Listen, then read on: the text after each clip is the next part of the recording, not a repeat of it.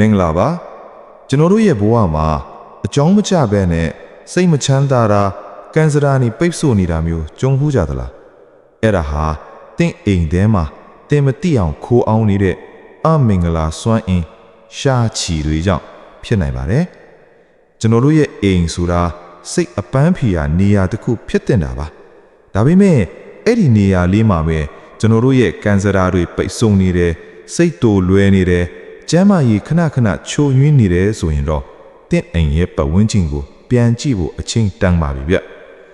ဒီစွမ်းရင်စိုးတွေကိုဘလို့ရှာဖွေဖော်ထုတ်ပြီးတင်းဘဝကိုဘလို့ပြန်လဲကုစားမလဲဆိုတာနဲ့ပတ်သက်လို့ကျွန်တော်ကအပိုင်း၅ပိုင်းခွဲပြီးအသေးစိတ်တင်ဆက်ပေးသွားမှာဖြစ်ပါတယ်ဒီဗီဒီယိုမှာသင်ဘာတွေလေ့လာရမလဲဆိုရင်တော့အပိုင်းသင်မှာရှာချီဆိုတာဘာလဲအိမ်အပြင်ဘက်လမ်းစုံလမ်းခွာတွေနဲ့အစိတ်သင်မြားတွေကတင့်ကိုဘလို့ရန်ပြုတ်နေတယ်လဲဆိုတာကိုအခြေခံကနေစတင်လေ့လာရမှာဖြစ်ပါတယ်အပိုင်းနှစ်မှာတော့အိမ်ထဲကိုလှမ်းဝင်လိုက်တဲ့အခါတကားဝကနေစီးဝင်လာတဲ့အမှောင်ရိပ်တွေနဲ့အိမ်တွင်းကလျှို့ရွက်စူးညောင်တွေအကြောင်းကိုပြောပြပြီးသွားမှာဖြစ်ပါတယ်အပိုင်းသုံးမှာတော့နန်လောကရဲ့လှိုင်းနှုံးတွေကိုဘယ်လိုအာယုံခံမလဲ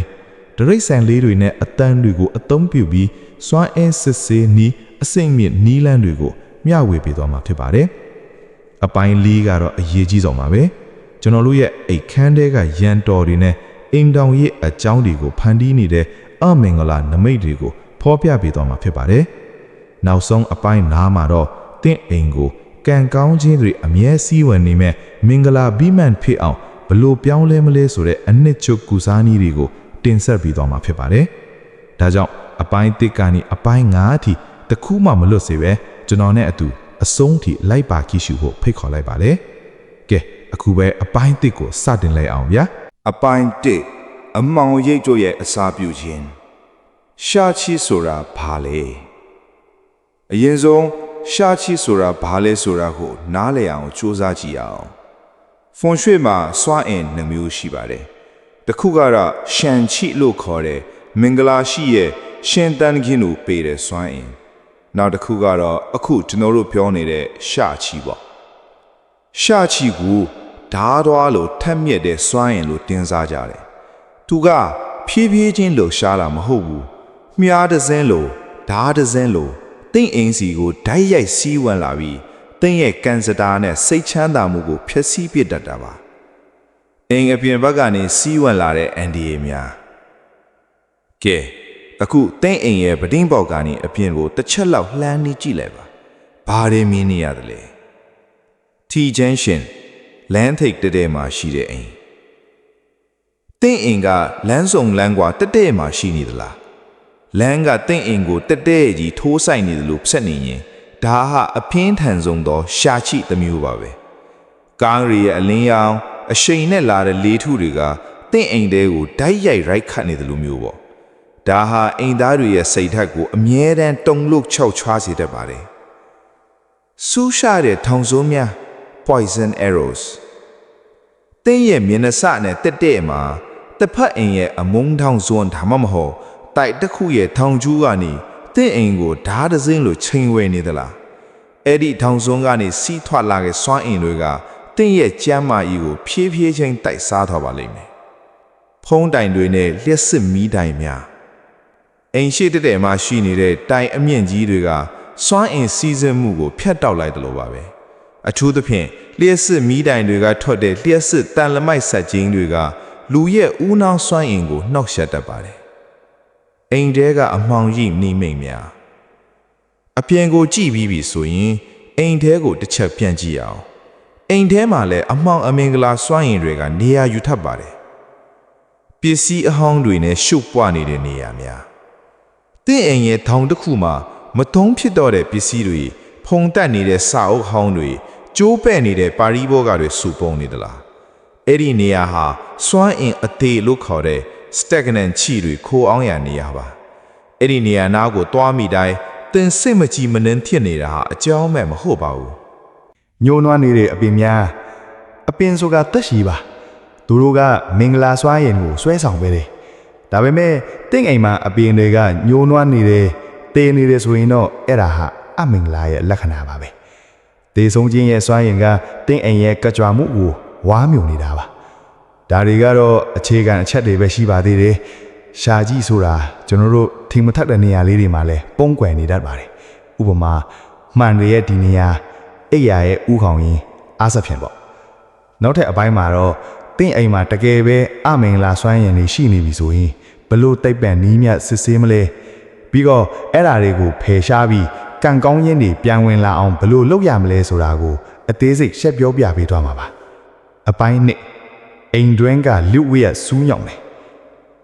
ကျွန်တော်တို့ပထမပိုင်းမှာအိမ်အပြင်ဘက်ကရိုက်ခတ်နေတဲ့အန်ဒီရယ်တွေကိုပြောပြခဲ့ပြီးပြီနော်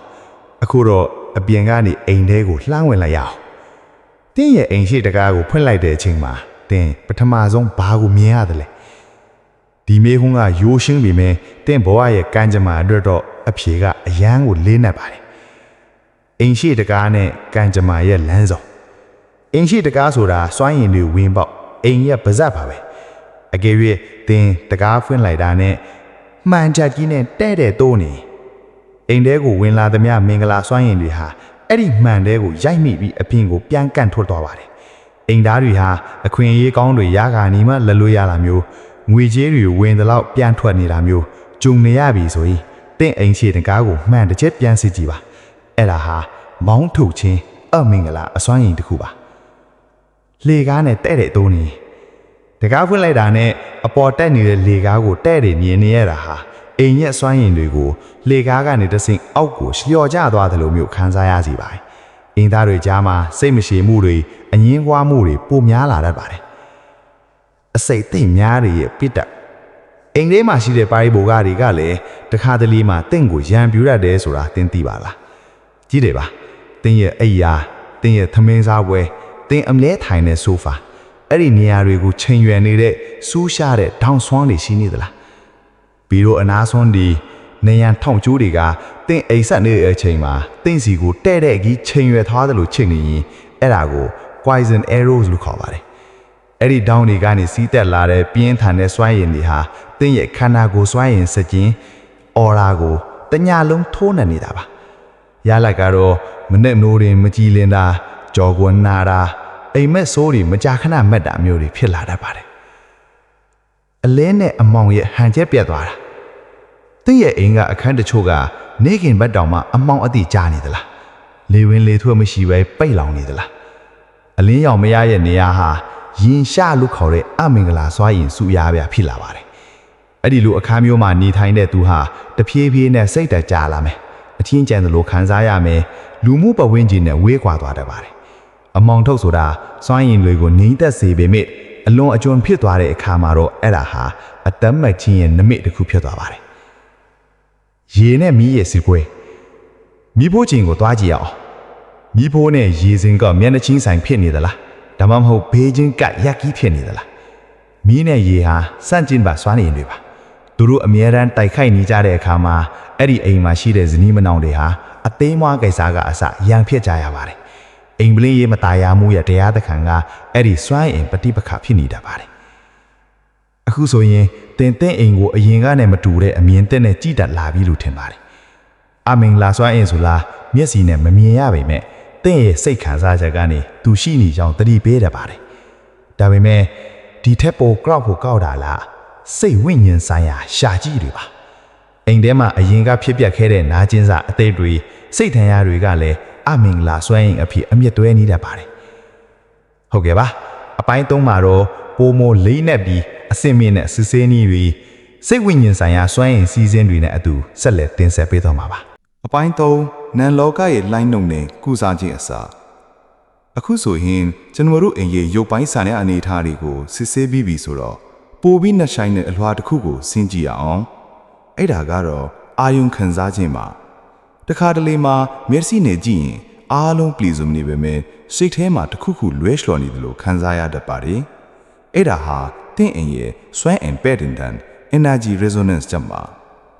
အိမ်ရဲ့အညော်ကိုအာယုံခံခြင်းတင့်ခရီးတစ်ခုကနေအိမ်ပြန်ရောက်တဲ့ပထမဆုံးစက္ကန့်အနည်းငယ်ကိုသတိထားမိလားတကောက်ဖွင့်ပြီးအိမ်ထဲခြိချလိုက်တဲ့ခဏမှာလန်းဆန်းသွားသလားဒါဟာမင်္ဂလာရှိတဲ့ဆန့်ချီပါချက်ချင်းပဲမောပန်းသွားသလားပခုံးပေါ်မှာအထုပ်ကြီးတစ်ခုတင်လိုက်တယ်လို့လေးလံသွားသလားအဲ့ဒါဟာရှာချီရဖီစည်းမှုပါ အိမ်တစ်ခုမှာအရင်ကနေထိုင်ခဲ့တဲ့သူတွေရဲ့စိတ်တိုင်အားတွေရံပွဲတွေဒါမှမဟုတ်နာကျင်မှုတွေဟာနယံတွေကြံပြင်းတွေမှာစွမ်းအင်အညော်အဖြစ်ကြံရစ်ခဲ့တတ်ပါတယ်။အဲ့ဒီအညော်တွေကတင့်ကိုအကြောင်းမရှိပဲစိတ်တက်ကြစေတာအိမ်ပြန်ထဲမှာကိုဝင်လေးစေတာမျိုးဖြစ်စေတတ်ပါတယ်။တရိတ်ဆန်လေးတွေနဲ့အပင်တွေရဲ့သတိပေးချက်အိမ်မှာမွေးထားတဲ့ခွေးလေးတွေကြောင်လေးတွေဟာလူတွေထက်စွမ်းအင်ကိုပိုသိကြပါတယ်။တင့်ရဲ့အိမ်မွေးတရိတ်ဆန်လေးကအိမ်ရဲ့တောင်းတစ်ခုကိုကြည့်ပြီးအကြောင်းမရှိဟောင်နေတာမျိုးဒါမှမဟုတ်အဲ့ဒီနေရာကိုသွားဖို့ကြောက်ရွံ့နေတာမျိုးရှိသလားအပင်တွေကတော့ဘလောက်ပဲဂယုဆိုင်ဆိုင်အခန်းတစ်ခုထဲမှာပဲတေးသွားတတ်သလားအပင်တဲ့တရိတ်ဆန်ဆိုတာတဘာဝတရားရဲ့စစ်ဆေးကိရိယာတွေပါသူတို့ရှင်သန်လို့မရတဲ့နေရာမှာအမင်္ဂလာစွမ်းရင်တွေအိုင်တွန်းနေတာတေးကြသလောက်ရှိနေပါပြီအတန်နဲ့ဆန်းသက်ခြင်းဒါကတော့ရှေးရောက်နေလမ်းတစ်ခုပါတင့်အင်ရဲ့အခန်းတောင်းတွေမှာလက်ခုပ်ကိုပြင်းပြင်းလေးတီးကြည့်ပါအတန်ကကြီးလင်ပြီးပဲ့တင်ထပ်သွားရင်စွမ်းအင်ကတန့်ရှင်းပါရဲ့အတန်ကတိုးပြီးတွန်းကနေထစ်သွားရင်ဒေါ်ဆောင်းထစ်သွားရင်အဲ့ဒီနေရာမှာစွမ်းအင်တွေပိတ်ဆို့နေတာပါအဲ့ဒီအတန်အတီးတွေရှိတဲ့နေရာဟာရှချီးတွေစုဝေးရာဖြစ်နေတတ်ပါတယ်ကုစားခြင်းအစားစွမ်းအင်ကိုလမ်းကြောင်းပြောင်းခြင်းကဲအခုဆိုရင်အမင်္ဂလာစွမ်းအင်တွေဘယ်မှာရှိလဲဆိုတာသင်သိလောက်ပြီပေါ့ကြောက်မနေပါနဲ့ဖုန်ရွှေရဲ့အလားတရားကအစိတ်ရှိရင်အဖြေရှိတယ်ဆိုတာပါပဲအဲ့ဒီစွမ်းအင်ဆိုးတွေကိုဘလို့ပြန်တိုက်ထုတ်မလဲတစ်အလင်းနဲ့ကုစားခြင်းမောင်ဝတိကြနေတဲ့နေရာတွေကိုမိထွင်ပါမိတန်လေးတွေထားပေးပါအလင်းရောင်ကရင်းရှားအမောင်စွမ်းရင်ကိုမောင်းထုတ်ဖို့အကောင်းဆုံးလမ်းနဲ့ပါ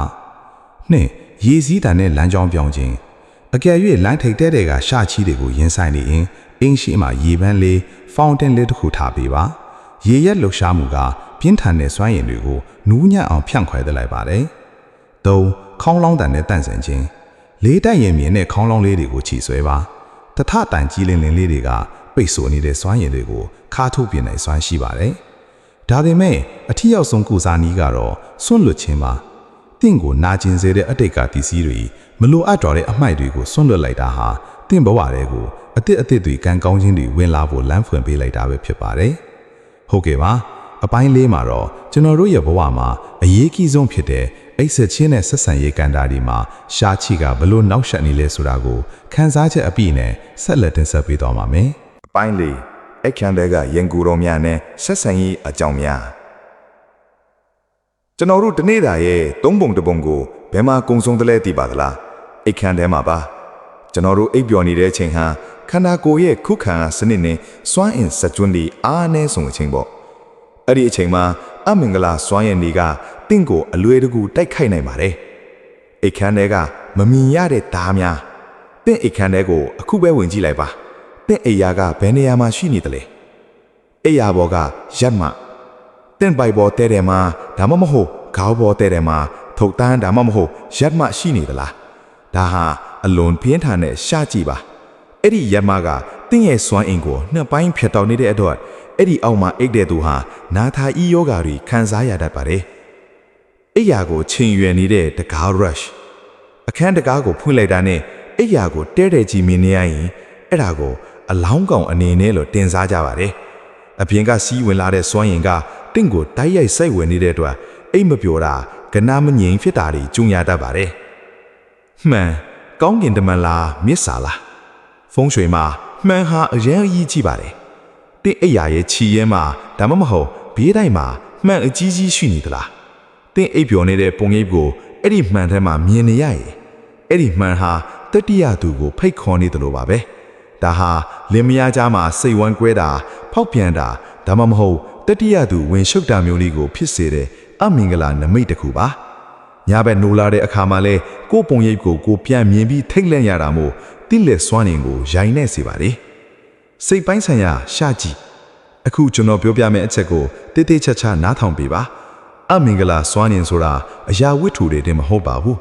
အမတ်ရန်တွေမှာလည်းရှိပါတယ်အတိတ်ကလက်ဆောင်များလမ်းခွဲသွားတဲ့ချစ်ရကောင်ပေးခဲ့တဲ့ပစ္စည်းတွေနာကျင်စရာအတိတ်ကဓာတ်ပုံတွေကိုအိတ်ခမ်းထဲမှာတင်ထားသလားအဲ့ဒီပစ္စည်းတွေကနေဖျားရွက်နေတဲ့ဝမ်းနဲစီလုံကျွင်းတွေဟာရှာကြည့်သမျိုးပါပဲသူတို့ကတင့်ကိုအနာဂတ်သစ်စီမသွားနိုင်အောင်ခြေချင်းခါထားတတ်ပါတယ်ကုသမှုအဆင့်နဲ့အကာအကွယ်ပစ္စည်းများရှာကြည့်တွေကိုတိုက်ဖို့တဘာဝတရားကပေးထားတဲ့လက်နက်တွေရှိပါတယ်တစ်ကြောက်တလင်းအနက်ခေါင်ကြောက်တလင်းဒါမှမဟုတ် obsidian ကြောက်တွေကိုအိမ်တကားဝမှာထားခြင်းဖြင့်အပြေကလာတဲ့မကောင်းတဲ့စွမ်းအင်တွေကိုစုပ်ယူဖယ်ရှားနိုင်ပါတယ်။နှစ် SAR therapy ဆေးလူကြီးတွေလှုပ်လေရှိတဲ့နီးလန်းပါအခန်းတောင်တွေမှာစားခွက်လင်းတွေထားပေးပါစားဟာမကောင်းတဲ့စွမ်းအင် negative ions တွေကိုစုပ်ယူတဲ့သဘာဝတန်ရှင်းစေတစ်ခုပါ3အယောင်ဖြင့်ကူးတာခြင်းအိမ်မှာအငင်းပွားမှုတွေညောင်းနေရင်မီးဘိုချောင်းဒါမှမဟုတ်ဧည့်သည်ကန်းမှာအပြာနှုတ်ရောင်ဒါမှမဟုတ်အစိမ့်နှုတ်ရောင်လေးတွေသုံးပေးပါအဲ့ဒီအယောင်တွေဟာရှာကြည့်ရပြင်းထန်မှုကိုရော့ကျစေပြီးအေးချမ်းမှုကိုစောင့်ကြည့်ပေးပါတယ်သင်အိမ်ဟာသင်ဘဝရဲ့ဘယုချက်ပါဒီအမင်္ဂလာစွမ်းအင်တွေကိုသိရှိပြီးပြုတ်ပင်လိုက်တာဟာသင်ကံကြမ္မာရဲ့တကားချက်ကိုသင်ကိုယ်တိုင်ဖွင့်လိုက်တာနဲ့တတူပါပဲအခုဆိုရင်ကျမတို့တော်တော်လေးပြည့်ပြည့်စုံစုံသိလာပြီနော်ဒါပေမဲ့နောက်ဆုံးအပိုင်း9မှာတော့အနှစ်ချုပ်နေနဲ့အထိတ်အလွန်ဆုံးလျှို့ဝှက်ချက်များနဲ့ကံကောင်းခြင်းတွေကိုချက်ချင်းခေါ်ယူတဲ့နီးလန်းများကိုနီးကုန်းချုပ်နေနဲ့တင်ဆက်ပေးသွားမှာပါအပိုင်းကမင်္ဂလာအလင်းတန်းစီတို့ the final transformation ကျွန်တော်တို့အတူတူရှောက်လန်းခဲ့တဲ့ဒီခရီးစဉ်မှာတင့်အိမ်ရဲ့အပြင်ဘက်ကရန်သူတွေအိမ်ထဲကပုံးကွယ်ကြီးတဲ့အန်ဒီရဲတွေနဲ့အိတ်ခမ်းထဲကလျှို့ဝှက်ချက်တွေကိုရှာဖွေတွေ့ရှိခဲ့ပြီးပြီနော်အခုနီးကုန်းချုပ်အနေနဲ့ကျွန်တော်တင်ပေးချင်တာကတော့ကာကွယ်ခြင်းမဟုတ်ဘဲအောင်နိုင်ခြင်းအကြောင်းပါတင့်အိမ်ကိုအမင်္ဂလာစွမ်းအိမ်တွေမဝင်ရဲအောင်ဘလို့အမေးတန်းစွမ်းအိမ်မြင့်နေအောင်ထားမလဲတဘာဝတရားရဲ့အသက်ရှူသံ the power of fresh air အမင်္ဂလာစွမ်းအိမ်တွေဟာအိမ်ထွန်းနေအရေးပုံနဲ့တူပါတယ်သူတို့ကလေဝင်လေထွက်ဝရှိတဲ့နေရာအမောင်တို့တွေမှာပဲကြီးထွားတာပါဒါကြောင့်နေတိုင်းမနှက်ခင်းမှာတင့်အိမ်ရဲ့ပဒင်ပေါက်အားလုံးကိုအနည်းဆုံးမိနစ်20လောက်ဖွင့်ထားပါနေအောင်ကြီးနဲ့လက်ဆက်တဲ့လေထုထဲမှာပါလာတဲ့တဘာဝရဲ့စွမ်းအင်တွေကရှာချိတွေကိုနေဘူးတဲကနှင်းဆက်တွေလိုအရေးပြုတ်ထွားစေပါလိမ့်မယ်အိမ်ရဲ့ဗဟုချက်ကိုတန်ဆင်ခြင်း the heart of the home အိမ်ရဲ့အလေဗဟုပွင့်ဟာအိမ်သားအားလုံးရဲ့ကျမ်းမာရေးနဲ့စီးလုံးမှုကိုကိုးစားပြုပါတယ်အဲ့ဒီနေရာမှာအမိုက်ပုံးထားတာပစ္စည်းအဟောင်းတွေစုပုံထားတာဟာအစိတ်အသင့်စွမ်းအင်ကိုအိမ်လုံးပြတ်နိုင်စေပါတယ်အဲ့ဒီနေရာကိုအမြဲတမ်းရှင်းလင်းနေပါစေဖြစ်နိုင်ရင်အဲ့ဒီနေရာမှာရွှေရောင်ဒါမှမဟုတ်ဝါဝင်းနဲ့အလှစဉ်ပစ္စည်းလေးတစ်ခုထားပေးပါအိမ်ရဲ့နှလုံးသားကလင်းလက်နေရင်အမင်္ဂလာတွေအလိုလိုပျောက်ကွယ်သွားတတ်ပါတယ်အတန်ဖြင့်ကံကောင်းခြင်းကိုဖိတ်ခေါ်ခြင်းရှေးပညာရှိတွေပြောလို့ရှိတာကမကောင်းဆိုးဝါးတွေဟာပျော်ရွှင်တဲ့အတန်ကိုခရောက်တယ်တဲ့တဲ့အိမ်မှာအမြဲတမ်းညီသက်အေးချမ်းတဲ့တေးကြီးစီတွေဒါမှမဟုတ်တဘာဝတရားရဲ့အတန်တွေကိုဖွင့်ထားပေးပါအထူးသဖြင့်အိမ်သားတွေကြားစကားများထားတဲ့နေမျိုးမှာအိမ်ထဲမှာခေါင်းလောင်းလေးကြည်လေးတီးပေးတာမျိုးကစွန့်အိမ်ထုထက်ကိုချက်ချင်းပြောင်းလဲပြနိုင်ပါတယ်အမင်္ဂလာကိုမင်္ဂလာဖြစ်အောင်ပြောင်းလဲခြင်း alchemical fixes အကယ်၍တင့်အိမ်ရှိမှာဖယ်ရှားလို့မရတဲ့လျှက်စစ်တောင်ဒါမှမဟုတ်လမ်းစုံရှိနေရင်ဘာကွာ mirror ဘာကွာကုန်းမှန်ဒါကိုအိမ်အတျံဘက်မှာပဲချိတ်ပါသူကမကောင်းတဲ့စွမ်းအိမ်တွေကိုပြန်ကန့်ထွက်သွားစေပါတယ်တတိပြုရမယ်အိမ်ထဲမှာလုံးဝမချိတ်ပါနဲ့ရှင်တရားချင်းနိုင်ရင်အိမ်ရှိမှာတစ်ပင်စိမ့်စိမ့်လေးတွေတန်းစီစိုက်ထားပါတစ်ပင်တွေကအမင်္ဂလာစွမ်းအိမ်တွေကိုစစ်ထောက်ပေးတဲ့ filter အဖြစ်ဆောင်ရွက်ပေးပါလိမ့်မယ်နောက်ဆုံးလျှို့ဝှက်ချက်တင်းရဲ့စိတ်အလင်းဒါကအားလုံးထဲမှာအရေးကြီးဆုံးအချက်ပါပဲဖုန်ရွှေ့ပြင်ကြရဲ့မှာအိမ်က90%တော့လူက90%ပါတင်းအိမ်ကဘလောက်ပဲကောင်းအောင်ပြင်ထားပါစေတင်းစိတ်ထဲမှာအာဃာတတွေဒေါသတွေနဲ့စိုးရိမ်ပူပန်မှုတွေပြည့်နေရင်အရာကအားအကောင်းဆုံးရှာချီကိုတင်းကိုယ်တိုင်ထုတ်လို့နေတာပါပဲအိမ်ကိုချစ်ပါအိမ်ကိုဂရုစိုက်ပါငါအိမ်လေးကငါ့ကိုကာကွယ်ပေးတယ်ငါ့ကိုကံကောင်းခြင်းတွေပေးတယ်လို့ယုံကြည်တဲ့စိတ်နဲ့နေထိုင်ပါတင့်ရဲ့အကောင်းမြင်စိတ်ကထွက်လာတဲ့စွမ်းအင်လာဝေးကဘလို့အမင်္ဂလာစွမ်းအင်ကိုမှအောင်နိုင်တဲ့အတောက်ပေါင်းဆုံးအလင်းတိုင်ကြီးတစ်ခုဖြစ်လာပါလိမ့်မယ်အခုဆိုရင်တင့်အိမ်မှာအမင်္ဂလာစွမ်းအင်ရှိမရှိစစ်ဆေးတတ်ပြီလို့ယုံကြည်ပါတယ်ဒီကနေ့ကစပြီးတင့်အိမ်ကိုအရင်ကထက်ပိုမိုနှွေးထွေးပြီးမင်္ဂလာရှိတဲ့နေရာတစ်ခုဖြစ်အောင်ဖန်တီးလိုက်ပါတတိထားပါအိမ်ဆိုတာအုတ်နဲ့သေးနဲ့ဆောက်ထားတဲ့အဆောက်အဦတစ်ခုတည်းမဟုတ်ပါဘူးတင့်ရဲ့ကံကြမ္မာတွေစီးရတာတင့်ရဲ့ပျော်ရွှင်မှုတွေခိုနာရစွမ်းအင်ပြီးမှန်တာတစ်ခုပါမင်္ဂလာအပေါင်းနဲ့ပြည့်စုံတဲ့နေ့ရက်တွေကိုပိုင်းဆိုင်နေပါစေ